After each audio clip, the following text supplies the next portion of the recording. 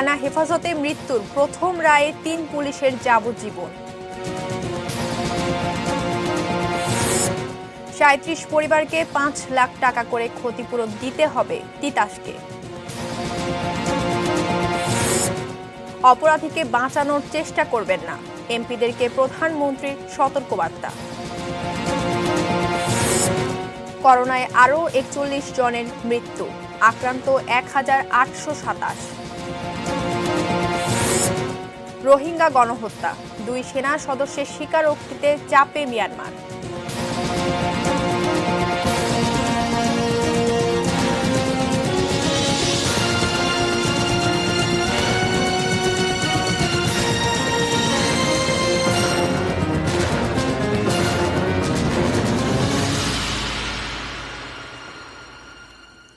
এটি নিউজ দেখছেন, ৬টা নিউজ আওয়ারের সঙ্গে আছি আমি মেহসাবিন মুনিয়া। শিরোনামগুলো শুনছিলেন। VSL angle channel HB VSL Bikrampur steel limited. এবারে বিস্তারিত। মিরপুরের পল্লবী থানা হেফাজতে জনি নামের এক আসামির মৃত্যুর ঘটনায় করা মামলায় পুলিশের ৩ সদস্যের যাবজ্জীবন কারাদণ্ড দিয়েছেন আদালত। এই মামলায় পুলিশের ২ সোর্সকে ৭ বছর কারাদণ্ড দেওয়া হয়েছে। বুধবার ঢাকা মহানগর দায়রা জজ KM ইমরুল কায়েস এই আদেশ দেন। হেফাজত নিবারণ আইনে এ প্রথম কোনো মামলার রায় হলো দেশে।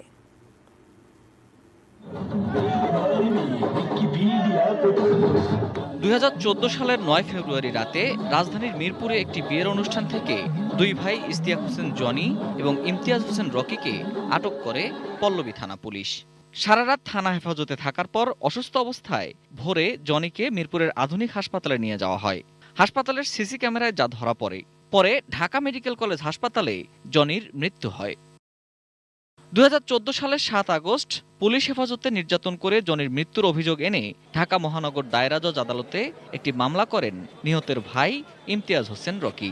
আদালত মামলাটি গ্রহণ করে বিচার বিভাগীয় তদন্তের নির্দেশ দেন।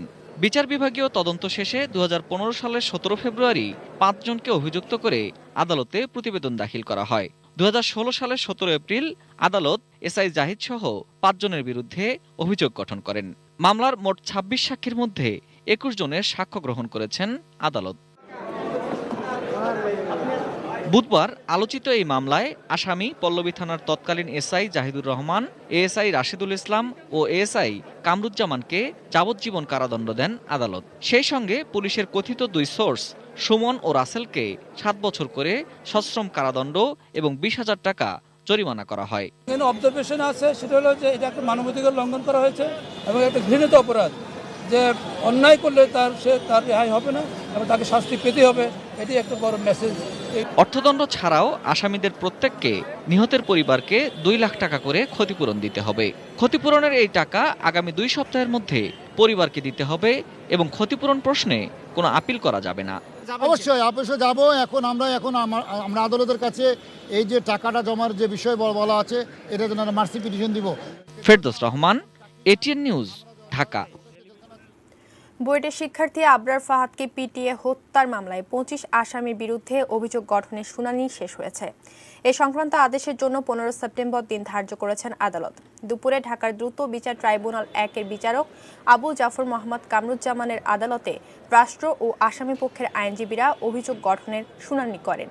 ফেসবুকে স্ট্যাটাস দেওয়ার জেরে বুয়েট শিক্ষার্থী আবরার ফাহাদকে ২০১৯ সালের ৬ অক্টোবর রাতে ডেকে নেয় বুয়েট শাখা ছাত্রলীগের কয়েকজন নেতাকর্মী। এরপর রাত ৩টার দিকে শেরেবাংলা হলের নিচতলার করিডোর থেকে তার মৃতদেহ উদ্ধার করা হয়। ওই ঘটনায় আবরারের বাবা বরকতুল্লাহ বাদী হয়ে চকবাজার থানায় ১৯ জনের বিরুদ্ধে হত্যা মামলা করেন।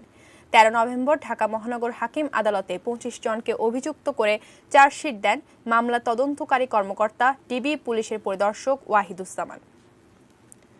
নারায়ণগঞ্জে মসজিদে বিস্ফোরণে দগ্ধ ৩৭ জনের পরিবারকে ৫ লাখ টাকা করে দিতে তিতাস গ্যাস ট্রান্সমিশন ও ডিস্ট্রিবিউশন কোম্পানি লিমিটেডকে নির্দেশ দিয়েছেন হাইকোর্ট। আদেশ পাওয়ার ৭ দিনের মধ্যে এ টাকা দিতে বলা হয়েছে নারায়ণগঞ্জের জেলা প্রশাসকের কাছে। তিনি ভুক্তভোগীদের মাঝে এ টাকা বিতরণ করবেন বলে আদেশ দিয়েছেন আদালত। নারায়ণগঞ্জের ফতুল্লার পশ্চিম তল্লা এলাকার বাইতুস-সালাত জামে মসজিদে বিস্ফোরণের ঘটনায় দগ্ধ ৩৭ জনের পরিবারকে ৫০ লাখ টাকা করে ক্ষতিপূরণ দেওয়ার নির্দেশনা চেয়ে সোমবার সুপ্রিম কোর্টের আইনজীবী মারিয়াম খন্দকার রিট আবেদন করেন। মঙ্গলবার ও বুধবার ওই রিটের শুনানি হয়।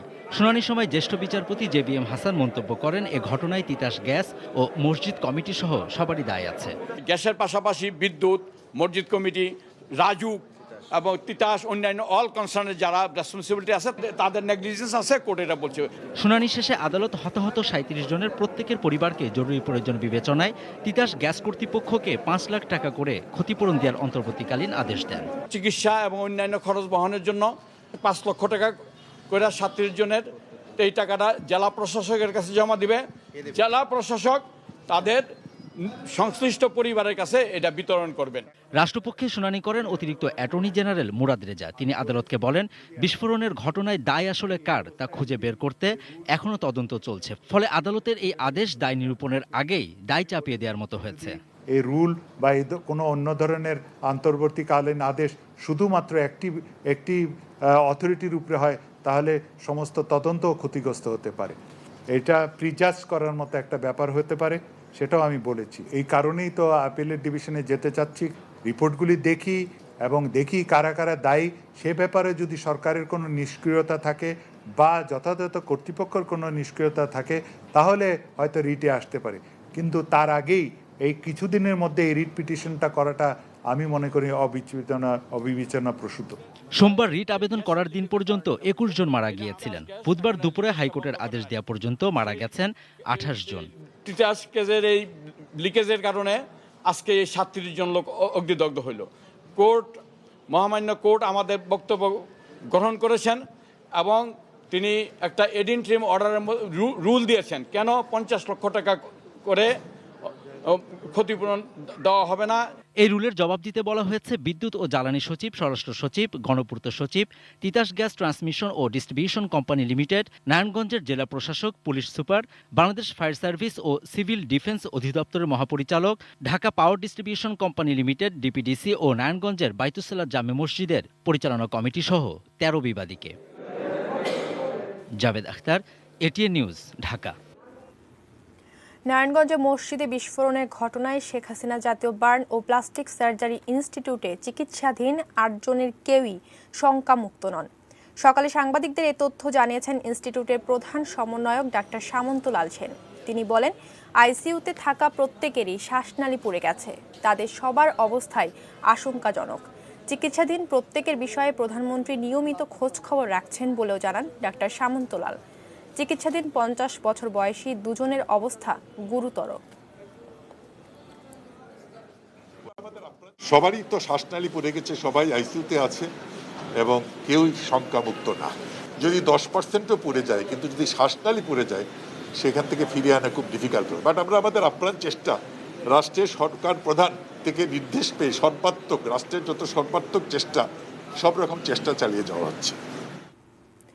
এদিকে মসজিদে বিস্ফোরণের ঘটনায় গ্যাস লাইনে লিকেজ খুঁজতে আজও তৃতীয় দিনের মতো খোঁড়াখুঁড়ি চলছে। এরই মধ্যে 2টি লিকেজ পাওয়া গেছে। তবে তদন্ত কমিটি আরও নিশ্চিত হতে খোঁড়াখুঁড়ি অব্যাহত রেখেছে। নারায়ণগঞ্জ জেলা প্রশাসক মোহাম্মদ জসিমউদ্দিন জানান, এ ঘটনায় হতাহতদের মধ্যে বেশিরভাগই একমাত্র উপার্জনক্ষম ব্যক্তি। তাই তারা যেন সহযোগিতা পান, সেজন্য নিহত ও আহতদের তালিকা প্রধানমন্ত্রী ও দুর্যোগ ব্যবস্থাপনা মন্ত্রণালয়ে পাঠানো হয়েছে। এছাড়া এলাকায় আরও অবৈধ গ্যাস ও বিদ্যুৎ সংযোগ আছে কিনা তা খতিয়ে দেখতে সংশ্লিষ্ট সংস্থাগুলোকে চিঠি দেওয়া হয়েছে। এদিকে তিতাস গ্যাস কর্তৃপক্ষের খোঁড়াখুঁড়ি কাজের জন্য শুক্রবার থেকে গ্যাস লাইন বন্ধ রাখায় চরম ভোগান্তিতে পড়েছেন এলাকাবাসী। কোনো অপরাধীকে বাঁচানোর চেষ্টা করবেন না, সংসদ সদস্যদের এই বলে সতর্ক করে দিয়েছেন প্রধানমন্ত্রী শেখ হাসিনা। সকালে সংসদে এক প্রশ্নের জবাবে তিনি আরও জানিয়েছেন, ইউএনও ওয়াহিদা হত্যা চেষ্টায় জড়িতদের কাউকেই ছাড় দেয়া হবে না এবং এর পেছনে কারা মদদ দিয়েছে তাও খুঁজে বের করা হবে। মাননীয় সদস্যবৃন্দ, আসসালামু আলাইকুম। বুধবার সংসদ অধিবেশনের শুরুতেই প্রধানমন্ত্রীর প্রশ্নোত্তর পর্ব। এদিন দুজন সংসদ সদস্য প্রধানমন্ত্রীর কাছে ইউএনও ওয়াহিদাকে হত্যা চেষ্টা নিয়ে প্রশ্ন করেন। ওয়াহিদা খানমকে সরকারি বাসভবনে নিজের বেডরুমে কুপিয়ে পিটিয়ে আপনার মারাত্মকভাবে জখম করা হলো। আমার প্রশ্নটি হলো, মাননীয় স্পিকার আপনার মাধ্যমে মাননীয় প্রধানমন্ত্রী যে তার বেডরুম পাহারা দেবার দায়িত্ব কার ছিল? যারা অপরাধী তাদের বিরুদ্ধে ব্যবস্থা নিয়েছে কিনা সেটাই হচ্ছে বড় প্রশ্ন। এবং সেখানে আমরা যখনই যেখানে যে ঘটনা ঘটুক তার সঙ্গে যারা জড়িত, তদন্তে যার নাম আসবে, যে জড়িত সে কে কী করে আমি সেটা দেখতে চাই না, আমরা তার বিরুদ্ধে কিন্তু ব্যবস্থা নিচ্ছি। আমরা কিন্তু ইতিমধ্যে অপরাধী শনাক্ত করা, তাদেরকে ধরা হয়েছে এবং এর পিছনে তাদের সাথে আরও কারা কারা আছে, কাদের মদতে করেছে সেটাও কিন্তু তদন্ত করা হচ্ছে। অপরাধীকে প্রশ্রয় না দিতেও এ সময় সংসদ সদস্যদের সতর্ক করে দিয়েছেন সংসদ নেত্রী। সংসদ সদস্যদের কাছে আমার অনুরোধ থাকবে যে মাননীয় সংসদ সদস্যরাও যেন এ ধরনের অপরাধীদের কখনো রক্ষা করার চেষ্টা না করেন। এটা হলো অপরাধ যে করে আর অপরাধীদের রক্ষা করে সমানভাবে তারা দোষী। প্রধানমন্ত্রী বলেছেন 15ই আগস্টের খুনিদের প্রশ্রয় দেওয়ার মধ্য দিয়েই এদেশে অপরাধীদের বাঁচানোর সংস্কৃতি শুরু হয়েছে। যে দেশে খুনিদেরকে পুরস্কৃত করা হয় দূতাবাসে চাকরি দিয়ে, যে দেশে অন্যায়কে প্রশ্রয় দেওয়া হয়েছে এরকম অবস্থা ছিল, সেই দেশটাকে ডিসিপ্লিনে ফিরিয়ে আনা, সেই দেশটাকে একটা নিয়ন্ত্রণে বা নিয়মমাফিক চালানো খুব কঠিন একটা দায়িত্ব। তো সেই দায়িত্বটা তো আমরা সরকারে আসার পর পালন করে যাচ্ছি। জাতীয় পার্টির এমপি ফখরুল ইমাম প্রধানমন্ত্রীর কাছে জানতে চাইলেন প্রতিদিন সকালে উঠে উনি প্রথমে কি খোঁজেন। যেমন ঘুম থেকে ওঠার পর শিশুরা মা খুঁজে, যুবকেরা বউ খুঁজে, আমি মোবাইল খুঁজি। তা দেখে আমার মা ঝাড়ু খুঁজে। মাননীয় প্রধানমন্ত্রী কি খুঁজেন? আমি নামাজ খুঁজি, সকালে উঠে আগে নামাজ পড়ি, নামাজ পড়ার পরে কোরআন তিলাওয়াত করি, তারপরে এক কাপ চা নিজে বানাই, এরপরে বই টই যা পড়ি। আর ইদানিং এই করোনা ভাইরাসের পরে যখন সকালে একটু হাঁটতে বেরোই, তারপরে আরেকটা কাজ করি এখন, সেটা আবার বললে কি হবে কি জানি। গণভবনে একটা লেক আছে মাননীয় স্পিকার, যখন হাঁটতে যাই হেঁটে হেঁটে লেকের পাশে যখন বসি তখন একটা সিপ নিয়ে বসি, মাছও ধরি। Rezwan Foyez, ATN news, Dhaka. র্যাবের তদন্ত বাধাগ্রস্ত করতে চায় না বলেই সিনহা হত্যা নিয়ে তদন্ত কমিটির রিপোর্ট প্রকাশ করবে না স্বরাষ্ট্র মন্ত্রণালয়। তবে আদালত চাইলে এই রিপোর্ট তাদের দেয়া হবে বলে জানিয়েছেন স্বরাষ্ট্রমন্ত্রী আসাদুজ্জামান খান কামাল। বুধবার সচিবালয়ে সাংবাদিকদের সঙ্গে কথা বলছিলেন তিনি। গত সোমবার স্বরাষ্ট্রমন্ত্রীর কাছে রিপোর্টটি জমা দিয়েছে 4 সদস্যের তদন্ত কমিটি। স্বরাষ্ট্রমন্ত্রী জানান, সিনহা হত্যার ঘটনায় সঠিক এবং নিরপেক্ষ তদন্ত চায় সরকার। একটি জাতীয় দৈনিকে তদন্ত রিপোর্ট প্রকাশের বিষয়ে প্রশ্ন করা হলে স্বরাষ্ট্রমন্ত্রী বলেন, বিচারের আগে এটি প্রকাশ করা উচিত হয়নি। কারা তাদের রিপোর্টটি সরবরাহ করেছে খুঁজে দেখার কথা বললেও প্রকাশিত রিপোর্টটি সত্য না মিথ্যা এ নিয়ে মন্তব্য করতে রাজি হননি। কোর্টের যে তদন্ত যেটা এখন চলছে, র্যাব যেটা চালাচ্ছে কোর্টের নির্দেশিত হয়ে, তাদের রিপোর্টের আগে কোনো রিপোর্ট বের হয়ে সেই তদন্তকে প্রভাবান্বিত করুক, এটাও আমরা চাই না। এটা আপনারাও চান না, এটা আমার মনে হয় বিচারকরাও চান না। যেহেতু তদন্তাধীন এবং বিচারাধীন মামলা রয়েছে, সেই জন্য বিচারক যদি মনে করেন, তারা যদি চান, তাহলেই আমরা এটা দিব, নতুবা আমরা এটা তাদের কাছে দিচ্ছি না। দেশের রাজনীতি এবং গণতান্ত্রিক ব্যবস্থাকে এগিয়ে নিতে শক্তিশালী বিরোধী দলের ভূমিকা অত্যন্ত গুরুত্বপূর্ণ বলে মন্তব্য করেছেন আওয়ামী লীগের সাধারণ সম্পাদক এবং সড়ক পরিবহন ও সেতুমন্ত্রী ওবায়দুল কাদের। সকালে কর্ণফুলী নদীর তলদেশে নির্মাণাধীন বঙ্গবন্ধু শেখ মুজিবুর রহমানের টানেলের নির্মাণের কাজের অগ্রগতি পর্যালোচনা সভায় ভিডিও কনফারেন্সের মাধ্যমে অংশ নিয়ে কথা বলেন তিনি। এ সময় নেতিবাচক রাজনীতির ধারা থেকে বেরিয়ে এসে বিএনপির স্থানীয় সরকার ও জাতীয় সংসদ উপনির্বাচনে অংশ নেওয়ার সিদ্ধান্তকে স্বাগত জানান সেতুমন্ত্রী। সেই সাথে নির্বাচনী রাজনীতিতে বিএনপির অংশগ্রহণের এই ধারা ভবিষ্যতে অব্যাহত থাকবে বলে আশা প্রকাশ করেন তিনি। এগিয়ে নিতে, গণতন্ত্রকে প্রাতিষ্ঠানিক রূপ দিতে নির্বাচনে অংশগ্রহণের বিকল্প নেই। দেশের রাজনীতি এবং গণতান্ত্রিক ব্যবস্থাকে এগিয়ে নিতে শক্তিশালী বিরোধী দলের ভূমিকা অত্যন্ত গুরুত্বপূর্ণ। তাই বিএনপিকে নেতিবাচক রাজনীতির ধারা থেকে বেরিয়ে আসার আমি আহ্বান জানাচ্ছি। বরিশাল উজিরপুরে বাস, কাভার্ড ভ্যান ও অ্যাম্বুলেন্সে ত্রিমুখী সংঘর্ষে নিহত হয়েছেন 6 জন। নিহতরা সবাই অ্যাম্বুলেন্সের যাত্রী। বিকেল 4:30টার দিকে ঢাকা থেকে বরিশালে রোগী নিয়ে যাওয়ার পথে উপজেলার আটিপাড়া এলাকায় এই দুর্ঘটনা ঘটে। নিহতদের মধ্যে 4 জন পুরুষ আর 2 জন নারী বলে জানা গেছে। তবে তাৎক্ষণিকভাবে নিহতদের পরিচয় পাওয়া যায়নি। দুর্ঘটনার পর খবর পেয়ে ফায়ার সার্ভিস এবং পুলিশ ঘটনাস্থলে গিয়ে উদ্ধার কাজ শুরু করে। দুর্ঘটনার কারণে মহাসড়কে যান চলাচল ব্যাহত হয়।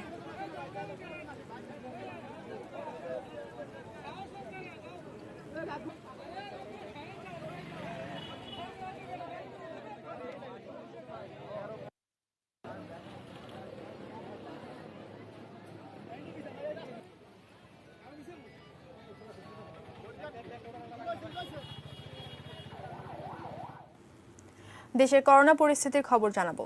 24 ঘন্টায় আরও 41 জনের মৃত্যু হয়েছে। এ নিয়ে দেশে করোনায় আক্রান্ত হয়ে মোট মৃত্যু হলো 4593 জনের।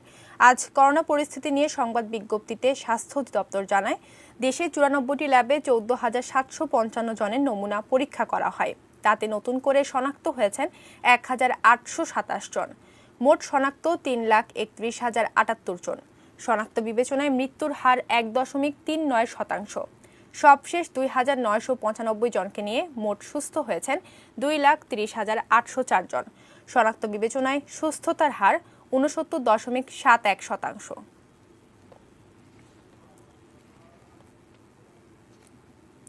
রোহিঙ্গা সংকট প্রসঙ্গ। রোহিঙ্গা গণহত্যা নিয়ে 2 সেনা সদস্যের স্বীকারোক্তিতে মারাত্মক চাপে মিয়ানমার। আন্তর্জাতিক অপরাধ ট্রাইব্যুনালের মামলা যেমন মারাত্মক শক্তিশালী হয়ে উঠল এই স্বীকারোক্তিতে, তেমনি দেশে এবং বৈশ্বিকভাবে কোণঠাসা হতে যাচ্ছে মিয়ানমার সেনাবাহিনী। রাখাইনে গণহত্যা আর নির্মম অত্যাচার নিয়ে এতদিন বলে আসছিল রোহিঙ্গারা। গুলিবিদ্ধ রক্তাক্ত রোহিঙ্গাদের সীমান্ত পার হয়ে বাংলাদেশে আসতে দেখেছে পুরো পৃথিবী। দূর স্যাটেলাইট পাঠিয়েছে আগুন আর ধ্বংসস্তূপের ছবি। সেসব এবার যাচাই হলো সত্যের কোষ্টি পাথরে। মিয়ানমারের 2 সৈনিকের দেওয়া গণহত্যার স্বীকারোক্তি বড় টার্নিং পয়েন্ট এই ঘটনার।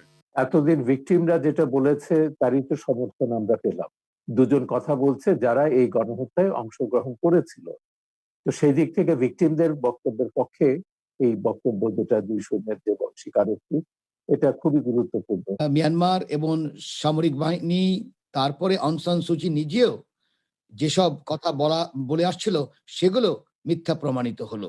এবং আমি মনে করি যে অং সান সুচির যেই ভাবমূর্তি যতটুকুই ছিল, এই 2 জনের মাধ্যমে আমি মনে করি একেবারে শূন্য কোঠায় চলে গেল। এবং জাও নাইং তুন নামের এই 2 বার্মিজ সৈনিক ভিডিও স্বীকারোক্তি দিয়েছে মূলত মিয়ানমারের সরকার বিরোধী মিলিশিয়া গ্রুপ আরাকান আর্মির কাছে। সেই ভিডিও পৌঁছে গেছে নেদারল্যান্ডসের দ্য হেগের আন্তর্জাতিক অপরাধ আদালত আইসিসির প্রসিকিউটর ফাতাও বেনসুদার টিমের কাছে। নুরেমবার্গ ট্রায়াল সহ বহু আন্তর্জাতিক অপরাধের বিচারে এরকম স্বীকারোক্তিমূলক জবানবন্দির নজির আছে। রাখাইন গণহত্যা নিয়ে এরকম স্বীকারোক্তি এই মামলায় নতুন মাত্রা যোগ করলেও এখনো ঝামেলা থাকছে মিয়ানমার আইসিসির সদস্য দেশ না হওয়ায়।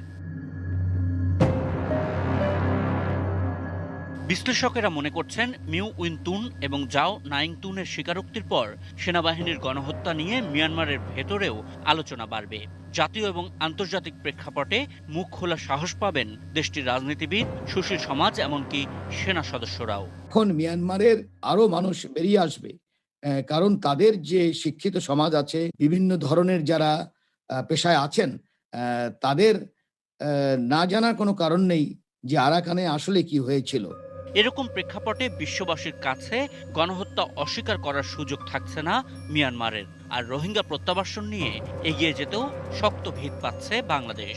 বাংলাদেশ এখন যখন কথা বলবে, তখন তাদের বডি ল্যাঙ্গুয়েজে পরিবর্তন হওয়ার কথা, তাদের মোরাল স্ট্যান্ড আরো উপরে উঠে গেছে। জনমত তৈরি করবার জন্য বাংলাদেশ বা অন্যান্য যারা এই বিচারের পক্ষে, তারা এটাকে কাজে লাগাতে পারবেন।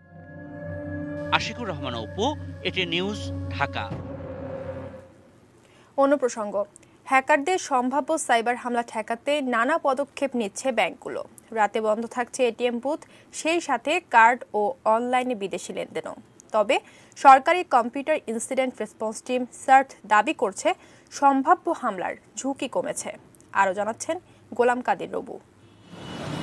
সারাদিন খোলা থাকলেও রাত 11টা থেকে সকাল 7টা পর্যন্ত বন্ধ বেশিরভাগ ব্যাংকের এটিএম বুথ। গ্রাহকদের SMS দিয়ে আর বুথে লিখিত নোটিশ দিয়ে তা জানান দিচ্ছে ব্যাংকগুলো, আর এতে বিপাকে পড়ছেন গ্রাহকরা। ব্যাংকগুলোতেও শুরু হয়েছে নানান তোড়জোড় আর দৌড়ঝাঁপ। ব্যাংকগুলো বলছে নিরাপত্তার স্বার্থেই এই পদক্ষেপ। যেই পয়েন্টগুলি আমাদের মনে হয়েছে যে এই জায়গাগুলি আমাদের মানে এই জায়গাগুলিতে আমাদের সিকিউরিটি থ্রেট আসতে পারে, সেগুলিতে আমরা স্ট্রং মনিটরিং এবং স্ট্রং প্রিভেন্টিভ মেজার নিয়েছি। সম্প্রতি বাংলাদেশ ব্যাংক সতর্কতা জারি করে সম্ভাব্য এই সাইবার হামলার শঙ্কা নিয়ে। সতর্ক বার্তায় বলা হয়, উত্তর কোরিয়ার হ্যাকাররা হামলা করতে পারে ব্যাংক ও আর্থিক প্রতিষ্ঠানগুলোয়। বাংলাদেশের যে সমস্ত যারা এজেন্সি গ্রুপ আছে তারা বিভিন্ন তথ্যের মাধ্যমে তারা বাংলাদেশ ব্যাংকে জানালে বাংলাদেশ ব্যাংকও এগুলো বিভিন্ন ব্যাংকগুলোকে অবহিত করে। এটা নর্মাল ফেনোমেনারই একটা অংশ। ইনক্লুসিভ ব্যাংকিং এ যেতে গেলে, গ্রামাঞ্চলে যেতে গেলে আপনাকে ইন্টারনেট ব্যাংকিং এর মাধ্যমে যেতে হবে। এজেন্ট ব্যাংকিং এ যেতে গেলে আপনাকে একটা ব্যান্ডউইথ এর মাধ্যমে ওদের কাছে যেতে হবে। তো সেই প্রত্যেকটা জায়গায় কিন্তু আপনার সিকিউরিটির একটা ব্যাপার রয়ে গেছে। সরকারের computer incident response team shirt দাবি করছে, উত্তর কোরিয়ার হ্যাকার গ্রুপ বিগল বয়েজের তৈরি ম্যালওয়্যারের অস্তিত্ব পাওয়া যায় 3টি ইন্টারনেট সেবা দেয়া প্রতিষ্ঠানের নেটওয়ার্কে। তবে এখন তারা নিরাপদ। সব মিলে আপাতত ঠেকানো গেছে হামলার চেষ্টাও। এটা অলরেডি প্রথমে ছিল রেড অ্যালার্ট, এটা কিন্তু এখন অ্যাম্বার হয়ে গেছে। তার মানে এটার সিগনেচার যারা anti malware anti virus software তৈরি করে এটার প্রতিষেধক ছেড়ে দিয়েছে এবং ব্যাংকের যে মূল সিস্টেম তাদের ফায়ারওয়ালটা আপডেটেড। সুতরাং এই মুহূর্তে এটার প্রকোপ নাই বললেই চলে। এটার জন্য কাউকে প্যানিক হওয়া দরকার নাই। সংস্থাটি বলছে, এখন পর্যন্ত বাংলাদেশের ব্যাংকগুলো নিরাপদ। তাছাড়া এই ম্যালওয়্যার দিয়ে এখন পর্যন্ত বিশ্বের কোনো দেশের ব্যাংকে সাইবার হামলা হয়নি বলেও দাবি তাদের। সারা পৃথিবীর ব্যাংকগুলো সুরক্ষিত, আমাদের ব্যাংকগুলোও সুরক্ষিত। Golam Kader Topu, ATN news, Dhaka. 6টা নিউজ আওয়ারের সময় হলো 32টি বিরতি নিয়ে। আর বিরতির পর যা থাকছে: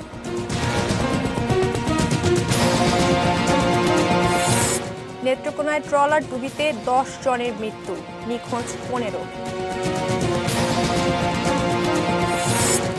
পিপিই সরবরাহের কাজ অটোমোবাইল প্রতিষ্ঠানকে দিয়েছিল স্বাস্থ্য অধিদপ্তর।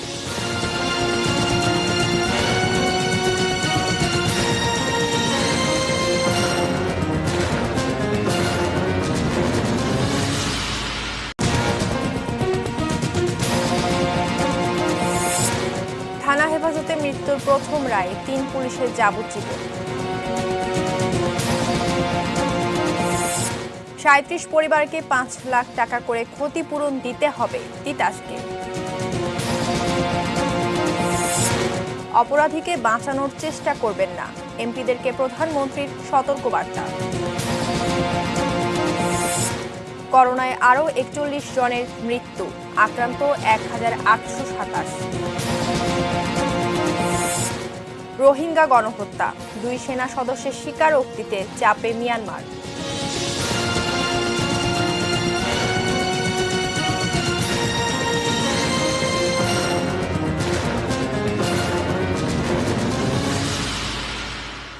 বিরতির পর আবারও আমন্ত্রণ জানাচ্ছি 6টা নিউজ আওয়ারে। ধন্যবাদ সঙ্গে থাকার জন্য। যাচ্ছে অন্যান্য খবরে। নেত্রকোনার কলমাকান্দা উপজেলায় গুমাই নদীতে যাত্রীবাহী ট্রলার ডুবে 10 জন মারা গেছেন, এখনও নিখোঁজ 15 জন। তাদের খোঁজে উদ্ধার কাজ চলছে। সকাল 10:30টার দিকে উপজেলার রাজনগর গ্রাম সংলগ্ন গুমাই নদীতে বালুবাহী নৌকার ধাক্কায় যাত্রীবাহী ট্রলারটি ডুবে যায়। ট্রলারে 36 জন যাত্রী ছিল বলে জানা গেছে। নিহতদের পরিচয় নিশ্চিত হওয়া যায়নি, তবে প্রাথমিকভাবে জানা গেছে তাদের সবার বাড়ি সুনামগঞ্জের ধর্মপাশা উপজেলার মধ্যনগর থানার কামাউরা গ্রামে। ঘটনাস্থলের উদ্দেশ্যে রওনা হয়েছে কলমাকান্দা থানা পুলিশ।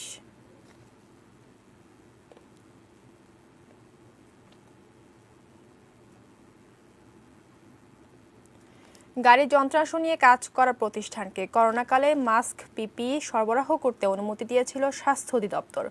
অনুসন্ধান চালাতে গিয়ে এ তথ্য পেয়েছে দুদক। বিস্তারিত জানাচ্ছেন তাহিদ সৌরভ। জাদিদ অটোমোবাইলস নামে গাড়ির যন্ত্রাংশ নিয়ে কাজ করা একটি প্রতিষ্ঠানের মালিক এই শামীমুজ্জামান কাঞ্চন। সম্প্রতি তিনি আলোচনায় আসেন স্বাস্থ্য অধিদপ্তরে পিপিই সরবরাহ নিয়ে। অভিযোগ রয়েছে, করোনা পরিস্থিতি মোকাবেলায় জরুরি ভিত্তিতে অনুমোদন পায় COVID-19 emergency response and pandemic preparedness বা ERPP প্রকল্প, যার প্রায় 3/4 টাকা এসেছে বিশ্বব্যাংক থেকে। সেই প্রকল্পের 31,90,00,000 টাকার পিপিই সরবরাহের কাজ পায় জাদিদ অটোমোবাইলস। সে বিষয়ে খোঁজ নিতে এর মালিক কাঞ্চনকে ডাকে দুদক। কিভাবে তিনি পেয়েছিলেন এই কাজ? স্বাস্থ্য অধিদপ্তরের একদম উপর থেকে শুরু করে সবাই এগুলা, যেহেতু 30 কোটি টাকা অ্যাবভ হইলেই এটা একদম উপর থেকে শুরু করে নিচে পর্যন্ত সবারই স্বাক্ষর লাগে এখানে। আমার সাথে যে স্বাক্ষর হয়েছে সেটা হলো প্রফেসর ডক্টর ইকবাল কবিরের সাথে। দুদক বলছে, সুনির্দিষ্ট দুর্নীতির অভিযোগের ভিত্তিতে চলছে এই অনুসন্ধান। দুর্নীতির মাধ্যমে টাকা আত্মসাৎ সংক্রান্ত একটি অভিযোগ দুর্নীতি দমন কমিশনে অনুসন্ধানাধীন আছে। সেই অনুসন্ধানের স্বার্থে আজ অনুসন্ধান টিম প্রকল্পের সরবরাহকারী জাদিদ অটোমোবাইলসের মালিক শামীমুজ্জামান কাঞ্চনকে জিজ্ঞাসাবাদ করে। মাস্ক, পিপিই সহ অন্যান্য স্বাস্থ্য সরঞ্জাম কেনাকাটায় দুর্নীতির খোঁজে পরিচালক মীর জয়নুল আবেদিন শিবলীকে প্রধান করে অনুসন্ধান টিম করে দুদক। চলতি বছরের জুলাইয়ে জেএমআই এর চেয়ারম্যান আব্দুর রাজ্জাককে দিয়ে জিজ্ঞাসাবাদ শুরু হয়। এ পর্যন্ত জিজ্ঞাসাবাদ করা হয়েছে স্বাস্থ্য বিভাগের সাবেক সচিব আসাদুল ইসলাম, স্বাস্থ্যের সাবেক মহাপরিচালক আবুল কালাম আজাদ সহ আরও অনেককেই। Towhid Sourav, ATN news, Dhaka. 6 মাস বেতন ভাতা না পেয়ে বিক্ষোভ করেছেন রাজধানীর হলি ফ্যামিলি রেড ক্রিসেন্ট হাসপাতালের কর্মকর্তা কর্মচারীরা। দুপুরে হাসপাতালের পরিচালককে কিছুক্ষণ অবরুদ্ধ করেও রাখেন তারা। বিক্ষোভকারীদের দাবি, গত মে মাসে হাসপাতালটিকে সরকার করোনা হাসপাতাল হিসেবে ঘোষণার আগেই 3 মাসের বেতন বকেয়া ছিল। বর্তমানে এই বকেয়া 6 মাসে ঠেকেছে। হাসপাতালের পরিচালক ডাক্তার মোহাম্মদ মোর্শেদের কাছে বেতন ভাতার দাবি জানালে তিনি কর্মকর্তা কর্মচারীদের সঙ্গে দুর্ব্যবহার করেন বলেও অভিযোগ ভুক্তভোগীদের। এরপর থেকেই হাসপাতালটির কর্মীরা বিক্ষোভ শুরু করেন। পরে বাংলাদেশ রেড ক্রিসেন্ট সোসাইটির ভাইস চেয়ারম্যান ও সংসদ সদস্য অধ্যাপক ডাক্তার মোহাম্মদ হাবিবে মিল্লাত হাসপাতালে গিয়ে পরিস্থিতি শান্ত করলেও বেতন ভাতা পরিশোধের কোনো নিশ্চয়তা দিতে পারেননি। জনভোগান্তি কমাতে নগরের উন্নয়ন কাজগুলো বর্ষার আগে শেষ করতে সূচি হচ্ছে বলে জানিয়েছেন ঢাকা দক্ষিণ সিটি কর্পোরেশনের মেয়র শেখ ফজলিনুর তাপস। সকাল থেকে দুপুর দক্ষিণের মান্ডা, ধলপুর, যাত্রাবাড়ি, কাপ্তান বাজার মোড় সহ কয়েকটি জায়গায় পরিদর্শন শেষে একথা জানান তিনি। প্রতি বুধবারই তিনি নগরের সমস্যা সমাধানে এমন পরিদর্শন কর্মসূচি রাখবেন। মেয়র জানান, রাজধানী দখল হওয়া খালগুলো উদ্ধার এবং সকল খালের তদারকি করবে সিটি কর্পোরেশন। নগরের উন্নয়নের কাজ করতে যে কোনো সংস্থাকে সিটির অনুমতি নিতে হবে বলেও আগে থেকে জানিয়ে আসছেন তিনি। সে কথা সংস্থাগুলোকে জানানো হয়েছে এবং অক্টোবর থেকে সবার সঙ্গে সমন্বয় করা হবে।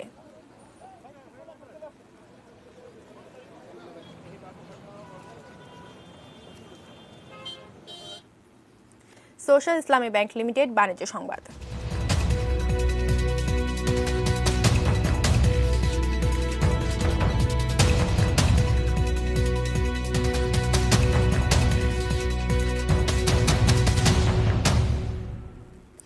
উৎপাদন কম হওয়ায় এবছর কাঁচা পাট রপ্তানি বন্ধের অনুরোধ জানিয়েছে বেসরকারি পাটকল মালিকদের সংগঠন Bangladesh jute mill association BJMA এবং Bangladesh jute spinners association BJSA।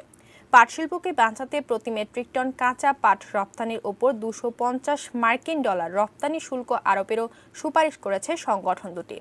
বুধবার এক যৌথ সংবাদ সম্মেলনে সংগঠন দুটির নেতারা বলেন, দেশে উৎপাদনে থাকা 259টি পাটকল পরিচালনায় বছরে প্রায় 60 লাখ বেল কাঁচা পাট প্রয়োজন হয়। অন্যান্য বছর গড়ে 85 লাখ বেল পাট উৎপাদিত হলেও এবছর ঘূর্ণিঝড় আম্পান, আগাম বন্যা এবং কোভিড মহামারীর কারণে পাট উৎপাদন হবে 55 লাখ বেল। এ অবস্থায় কাঁচা পাট রপ্তানি অব্যাহত থাকলে দেশের পাট শিল্পের জন্য তা হবে আত্মঘাতী।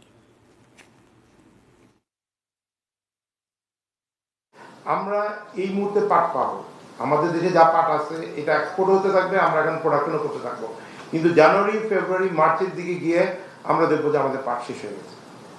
তখন এই 2-3 মাস যদি আমরা 1000 কোটি টাকাও খরচ করি, কোনো জায়গা থেকে আমরা পাট পাবো না। আমরা পাট এক্সপোর্টের বিপক্ষে না, কাঁচা পাট এক্সপোর্টের বিপক্ষে না, কিন্তু আমরা চাই যে আগে আমাদের নিজেদের ঘরের খাবার নিজেদেরটা আগে পূরণ হোক, তারপরে এক্সপোর্ট হোক। মেটাল প্রেজেন্স কৃষি সংবাদ, সুজলা সুফলা।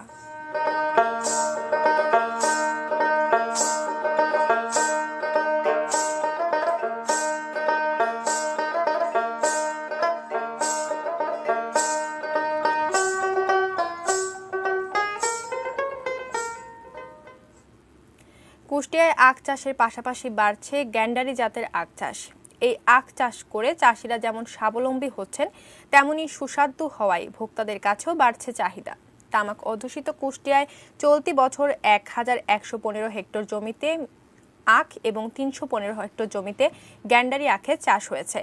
খুচরা ও পাইকারিভাবে গ্যান্ডারি আখ বিক্রি করেন চাষিরা। খুচরা বাজারে প্রতি পিস গ্যান্ডারি আখ বিক্রি হচ্ছে 35 থেকে 40 টাকা করে। প্রতি বিঘা জমি থেকে 5 লাখ টাকার গ্যান্ডারি আখ বিক্রি হচ্ছে বলে জানিয়েছে কৃষি বিভাগ। এছাড়া গ্যান্ডারি আখ চাষের ফলে এ অঞ্চলে ক্ষতিকর তামাকের চাষ কমে আসবে বলে আশা করছেন কৃষি সংশ্লিষ্টরা।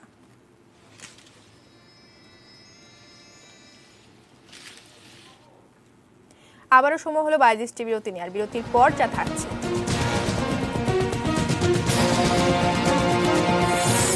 করোনাকালে ইংল্যান্ডে 6 জনের বেশি জমায়েতে নিষেধাজ্ঞা।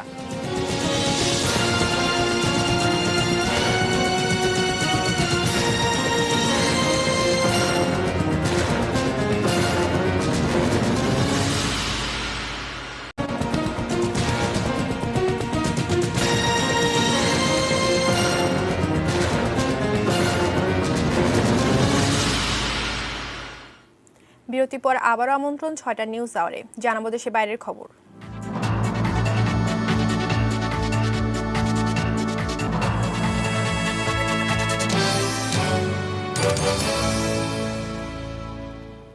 করোনাকালে ইংল্যান্ডে 6 জনের বেশি মানুষের সমাগমে নিষেধাজ্ঞা আনা হচ্ছে। আগামী 14 সেপ্টেম্বর থেকে নতুন এই নিষেধাজ্ঞা কার্যকর হবে বলে জানিয়েছে ব্রিটিশ প্রধানমন্ত্রীর দপ্তর 10 নং ডাউনিং স্ট্রিট। বিবিসি জানায়, সামাজিকভাবে ঘরের বাইরে বা ভেতরে কোথাও বড় পরিসরে সমবেত হওয়া যাবে না। 6 জনের বেশি মানুষ কোথাও একত্রিত হতে পারবে না। নতুন এই নিষেধাজ্ঞা অমান্য করলে 100 পাউন্ড থেকে সর্বোচ্চ 3200 পাউন্ড পর্যন্ত জরিমানা গুনতে হতে পারে। তবে যেসব বাড়ি বা সুরক্ষিত স্থানগুলোতে 6 জনের বেশি সদস্য আছেন তাদের ক্ষেত্রে ছাড় প্রযোজ্য হবে। তবে কিছু ক্ষেত্রে এর ব্যতিক্রম থাকছে। এই নিষেধাজ্ঞার বাইরে রয়েছে স্কুল, কর্মক্ষেত্র, কোভিড-19 সুরক্ষিত বিয়ের অনুষ্ঠান, শোক সভা এবং দলবদ্ধ খেলাধুলা। তবে 6 জনের বেশি জমায়েতে নিষেধাজ্ঞার ক্ষেত্রে কোথায় ছাড় দেওয়া হবে যুক্তরাজ্য সরকার পরে তার পূর্ণাঙ্গ তালিকা প্রকাশ করবে বলে জানিয়েছে বিবিসি। ব্রিটেনে এখন পর্যন্ত করোনায় আক্রান্তের সংখ্যা 3,52,560। এর মধ্যে প্রাণ হারিয়েছেন 41,586 জন। খেলার খবর।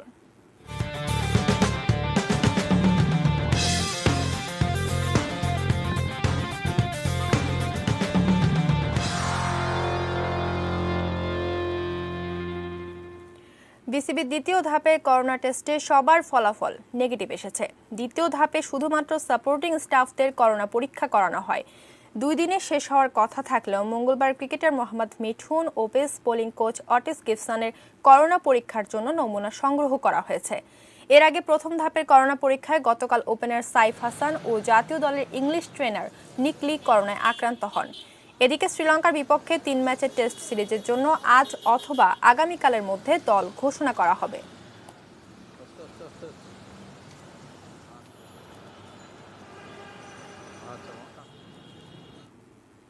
শেষ করব 6টার নিউজ আওয়ার। তবে তার আগে এক নজরে সংবাদ শিরোনামগুলো জানিয়ে দিচ্ছি আরও একবার। থানা হেফাজতে মৃত্যু, 3 পুলিশের যাবজ্জীবন। নারায়ণগঞ্জ ট্রাজেডির হতাহতদের ক্ষতিপূরণ দেবে তিতাস, হাইকোর্টের নির্দেশ।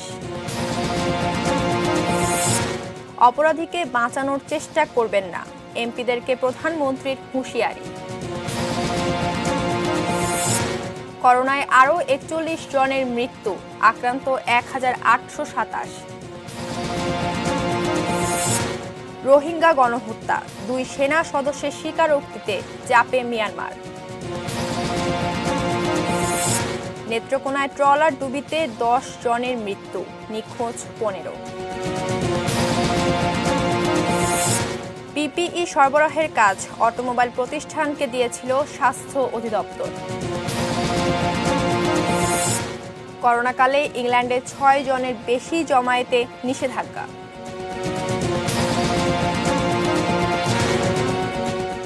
এই ছিল 6টা নিউজ আওয়ার। সঙ্গে থাকুন, দেখতে থাকুন এটিএন নিউজ। এটিএন নিউজের ব্রেকিং নিউজ মোবাইলে পেতে টাইপ করুন START *N এবং পাঠিয়ে দিন 5159 এই নম্বরে। ধন্যবাদ সবাইকে।